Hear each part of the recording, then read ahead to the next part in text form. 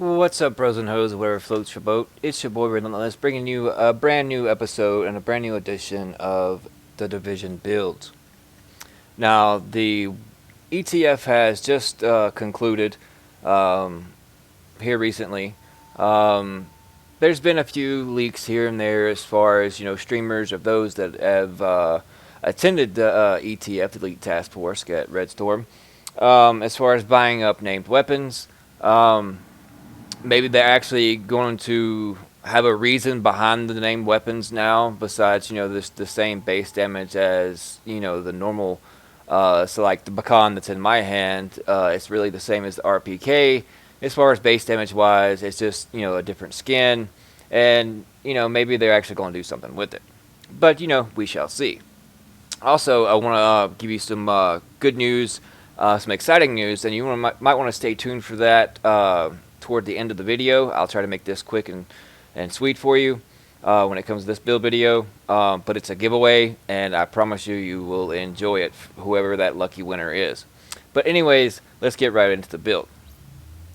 Okay, as you can see, I'm rocking 3 Predators, 3 Banshee.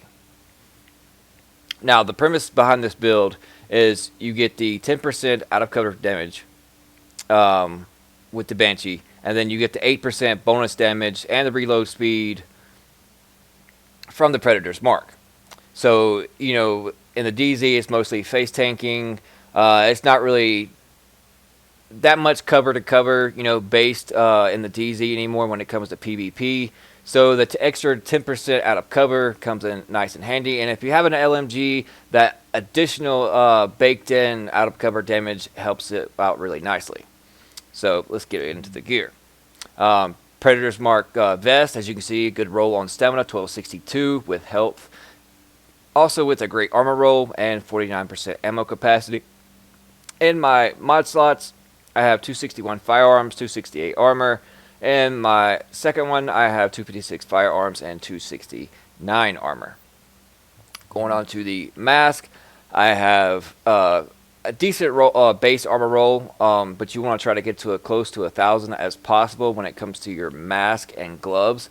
That is the highest base armor that you can get. And this has some discrepancies as far as it's up to the discretion of the player whether he chooses the skill power or the additional crit hit chance. And also in the minor attributes, it's always nice to have enemy armor damage where you can apply it at. And in my mod slot, I have 260 firearms, 271 armor. Moving on to the knee pads. It's not really a great set of Banshee knee pads. I wish I could actually use these Predators Mark ones. They're much nicer. As you can see, they're 1259, plus they have the baked-in enemy armor damage. These also have enemy armor damage, but the firearms roll is really low on them. So this is by no means min-maxed. I tried to change out different components of it, but so far this was the most viable that I had, and it just sucks that I haven't been able to find a better set of knee pads. But you always want to try to get a baseline of your major attribute stats of at least the bare minimum over 1200. The closer you can get to the 1269 is excellent. And I have shock resistance, increased kill XP, and enemy armor damage. And instead of the increased kill XP, I prefer disrupt resistance or bleed resistance. But the shock resistance does come in handy because people still using those pesky shock turrets. And in the mod slots, I have 261 stamina with 271 armor and 6% first aid self-heal. Moving on to the backpack. Predator's Mark backpack. It's a great stamina roll, great base armor, and I roll additional 904 armor on it. And in the minor attribute spot, I would prefer it to be ammo capacity instead of burn resistance. Because as much ammo as you can carry as possible always comes in handy, and you can acquire ammo capacity in your minors as far as when it comes to your chest and backpack. And you always want to roll armor on your chest, backpack, knees, and holster. But as you can see in the mod slots, 261 stamina, 271 armor, 5.5% first aid self-heal, and another 5.5% first aid self-heal. Now these can be interchangeable. You can go with pulse critical hit chance, pulse critical damage. If you're the component in your group that is more or less the immunizer. You can put healing speed, health station health, different mods. So it's very interchangeable and it can conform to your playstyle. But since I'm not utilizing a specialized backpack, which is we know that's kind of become a base component to when it comes to a 4-piece set. The specialized gives you 200% of firearms and stamina added to that. So with this build, if I was able to have all the same stats as it is right now, plus the specialized backpack, I would be sitting around probably 219 skill power right now. So a specialized backpack does come in handy. But unfortunately, this is more of a hybrid build, utilizing a 3 and 3. So therefore, I'm not able to use the specialized backpack. But it is a great backpack, as you can see, as the one I have right there. Moving on to the gloves. I got an excellent stamina roll of 1271. It sucks that the base armor is actually below 900. It's only at 854. Like I said, I've tried different components. I have these Predator's Mark gloves, but it utilizes more the SMG, and I already had rerolled the firearms on it. But since now the big major thing is ARs, this was the best viable option that I have. But if you have a better pair of gloves, like I said previously, you want to get to the base armor that you can get on as possible, which is 1,000. This is like really lacking in that category. It's 140. But I'm still doing pretty good in armor mitigation. And as you see, my major attributes, I have create hit damage, LMG damage, and create chance, because as you can see in my hand, I have the Bakan. And I bought it straight up from the special weapons vendor in the base of operations, and it has not been rolled yet. So moving on to the holster, I have a decent holster of Predator's Mark. 1248 firearms, 1268 stamina, unfortunately 1140 in electronics. And as you can see, I do have a Banshee holster that does give me more electronics, but I prefer the additional 4,000 in health over the 3,000 in skill power. But in the mod slot, I have 5.5% first aid self heal. Moving on to the weapons, I'm using the LBOAC with Vicious, Responsive, and Destructive. We all know Destructive plays a vital role now in PvP and PvE, so therefore it works out really nice. This is more conform to my playstyle. Yes, I do run an Alpha Bridge build, and as you can see, I do have a FAMAS that accompanies my LBOAC with Unforgiving, Uncomplicated, and Brutal, but that's soon to be changed. I also have a lightweight M4 with Brutal, Responsive, and Fierce. I could easily switch out for this LBOAC, which is it's kind of more viable in a way, but I prefer Destructive being on it. So if I had Destructive on this one instead of, say, the Brutal or even the Responsive, would be very nice. But unfortunately, I am stuck with the Vicious, which is not too bad. Crit hit chances increased by 10% while having more than 2 segments of health. So if you're the first one that engaging, the first one flagging, then this is a viable talent to have on any weapon, especially when it comes to an Alpha Bridge build. If you're going for, crit, such as like Vicious, and then if you have Adept on there, and then you can throw in a little more Fierce if you're trying to make a more or less a crit build. 18 4K base damage. Magazine size is 101.1.5 magazine size, 3% crit chance, 4.8 rate of fire. It's pretty much you don't really necessarily need the additional rate of fire on here. You can easily put crit hit damage. That would be another viable option.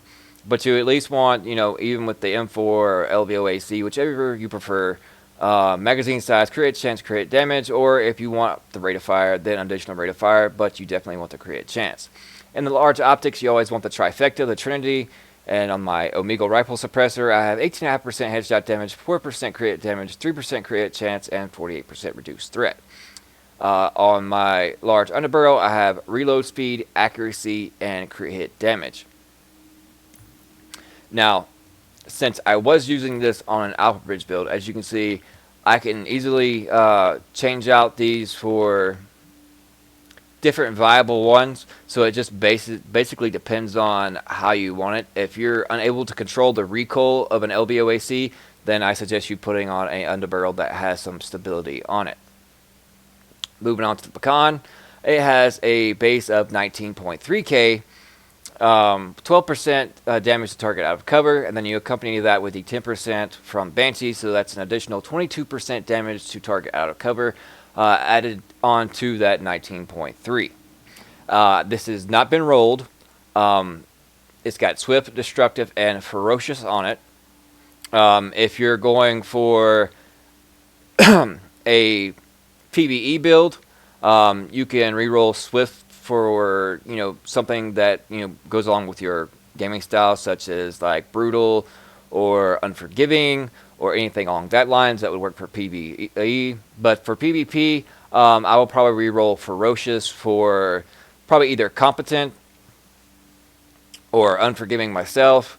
I actually like the Swift talent when it comes to LMG, but it is not necessarily, you don't have to have it on a Pecan, because it's not a belt-fed machine gun such as like the M60 is. So therefore, the reload is actually really fast as it is. But the 25% reload speed, accompanied with the magazine size and the damage, is also very nice. So, you have a lot of leeway in how you want to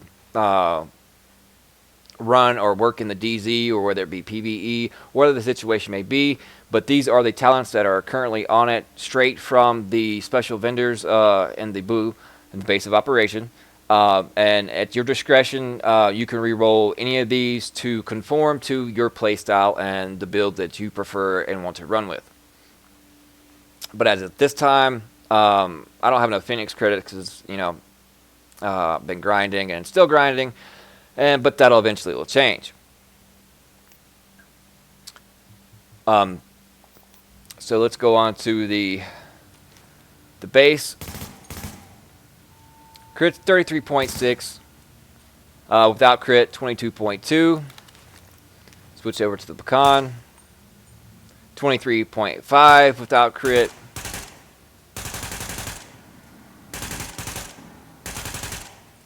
And 33.6 crit. And I'm hitting for 62.6K to the hit.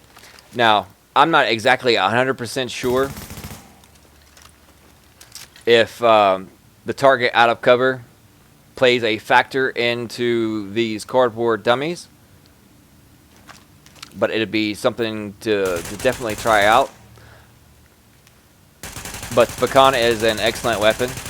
I would actually prefer it over the M60, just for the simple fact of the reload speed. It still has the damage output, and as you can see, it looks really, really nice. And whatever is coming when 1.6 hits with the named weapons, try to grab a hold of any named weapons that you possibly can. Just a little hint there. I mean, it's as far as up in the air exactly, what's going to be taking place or what's going on with them. But I have run this in the DZ briefly solo, and it's very much I stood my own. I had, no problems really versus solo players, because as you can see in my character sheet, I'm doing plenty enough damage. I'm doing enough enemy armor damage with a Pecan, even at 33%, so that equals out to 11% enemy armor damage. My survivability, my armor is 52.9. I like to be at least over 53, almost at 54. But like I said, it's due to the crappy gloves that I have right here, that the base armor roll on them is really low. So if that was, say, 954 instead, then that would make this build even more tanky in toughness. And you can, raise your firearms to your discretion if you want to be a little more tanky.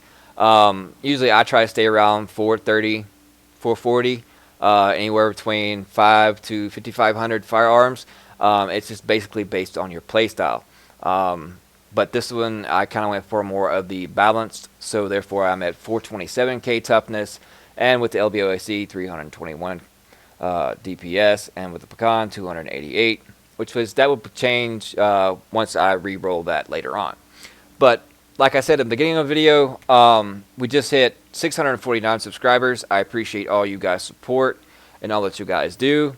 I salute you for standing by and being loyal when I was down and out and wasn't able to make a daily video for you guys while I was having surgery and hospitalized.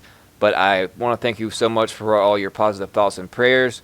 And also, to show my appreciation to that, we're only 351 away from hitting 1K subscribers. And so I've made it and took it upon myself that once I hit 1K subscriber, I will be giving away either a PS4 Pro or the Xbox Scorpio. So tell your friends. The link is in the description below.